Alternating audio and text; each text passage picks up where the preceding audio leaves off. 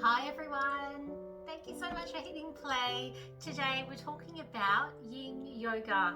I've been so fortunate to be able to do some Yin Yoga training recently, Yin Yoga and also trauma sensitive yoga over the past few months, and it's been really interesting to understand the body, the mind, the breath connection and how we do store energetically in our body, what's going on out in the world, past experiences, it can hold in our body, and it does.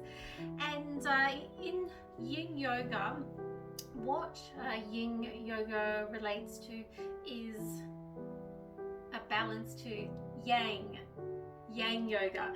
And Yang Yoga, if you think of the Yin and Yang symbol, which is a circle with a white part on it, with a black dot in it, and also a black teardrop and a white dot in it. So you've got the Yin and Yang symbol. What it represents is balance. Yang, for those that may not know, represents many aspects of life. One of those being light, the sun, action, and it does have a masculine energy, whereas Yin does represent the moon and darkness, more of a feminine energy, downward energy.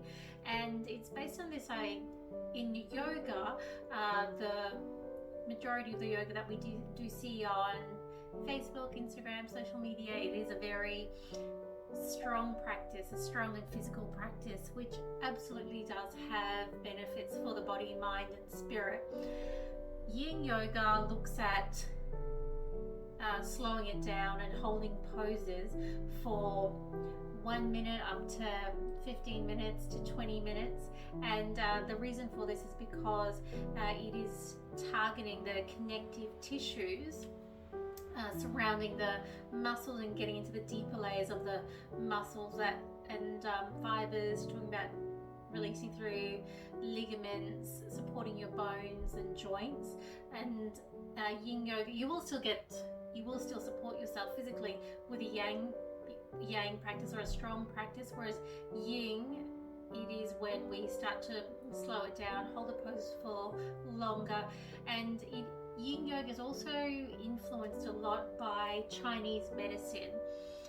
Within Chinese medicine, which is a huge scope and body of work, healing modality, I've only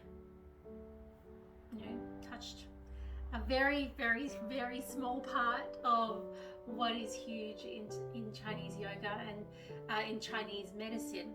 And yoga has been influenced by Chinese medicine and targets meridians.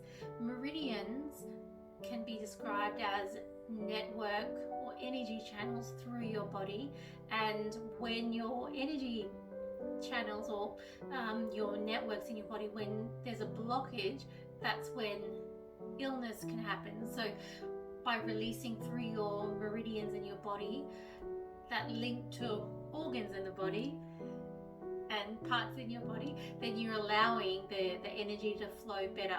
It's similar to the chakra system in yoga, which is influenced by its roots in India.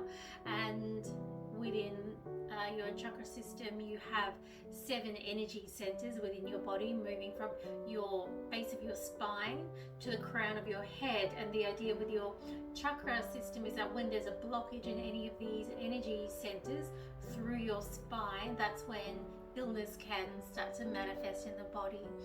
Chinese meridians is a really key part of Yin Yoga, and where a lot of the practice that you see today stems from, the influence from Chinese medicine.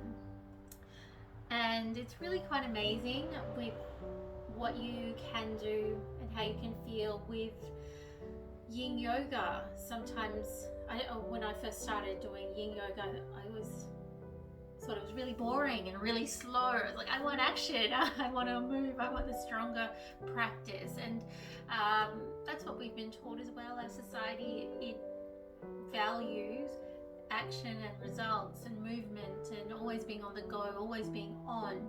Whereas Yin Yoga invites the practitioner to slow it down. There is still some action in it in terms of intensity, so it's not like you're completely chilled out. You are still active in some poses, and there is still some intensity within your Yin Yoga, but there is less movement compared to doing sun salutations or a strong practice that comes with your Yang practice.